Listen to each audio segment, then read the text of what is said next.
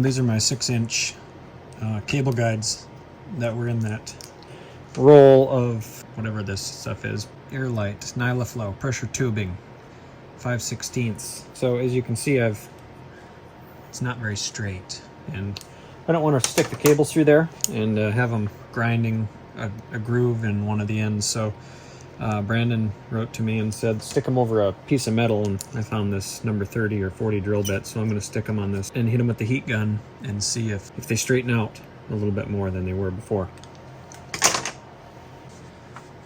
A friend of mine borrowed me the ProTech heat gun here, so let me give it a shot.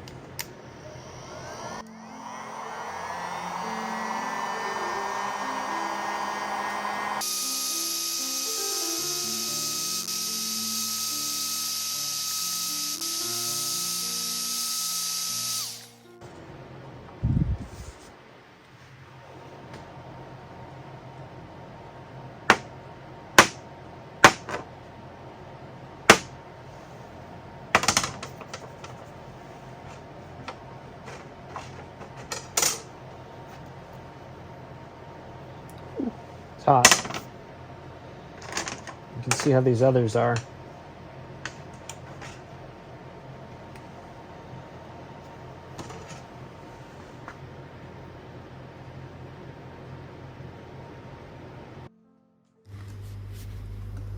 A little improvement here. I had the heat gun on the lowest setting because the tubing wanted to melt very quickly.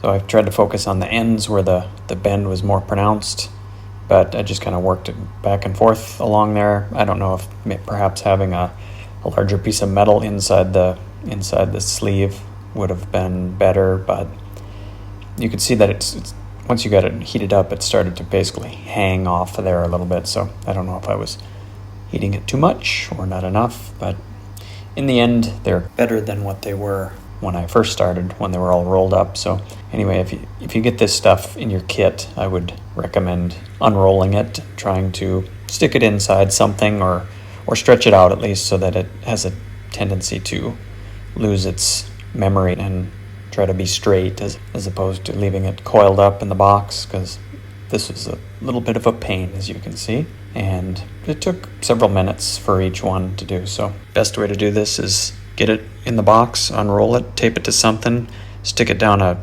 piece of PVC tube or something pretty small, and let it sit there until you're ready to use it. Hopefully it'll be straight.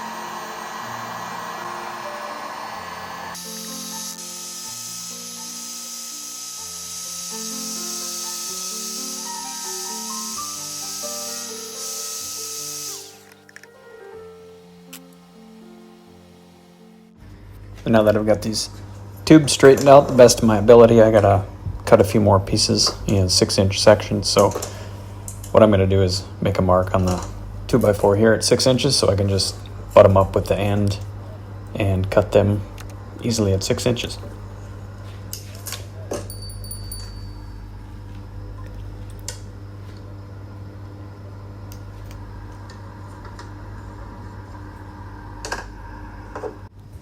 Still not the easiest thing to cut, even though I have a brand new blade and the X-Acto knife here. That tubing is pretty darn tough. So you could either cut it with a reciprocating saw. I think it doesn't really matter. Just deburr the end of the plastic, really. The rudder cable's really the only thing going through there, and the cable's going to be stronger than the plastic. I don't think the plastic's going to bother the cable at all. I think the cable's going to bother the plastic, so I wouldn't be too worried about if you had any jagged edges on the end. However, I assume that we like to keep things smooth and nice, so you could deburr it, either the inside or the outside, if it is a rough cut with the reciprocating saw. or jigsaw or bandsaw, whatever saw you have at your disposal. In this case, I decided to punish myself and use the X-Acto knife. Since I cut these two pieces out of the long piece that I was trying to straighten out, it still had a little bit of a curve to it, so I thought I'm going to hit it a little bit more with the heat gun, with it spanning over the top of the drill bit a little bit better, and try to get them a little bit straighter. So again, you can see me completing that task here.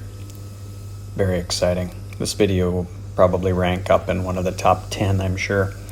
You can see sometimes that there's some mundane stuff that needs to be done, so having a helper who likes to do something simple like that or has the ability to do it would be great to have around. Otherwise, you get to do it yourself. So thanks for watching today's video, and I hope you didn't get too bored along the way. If you haven't already done so, hit the like button, the subscribe button, and of course the little tiny bell for notifications so you don't miss future content.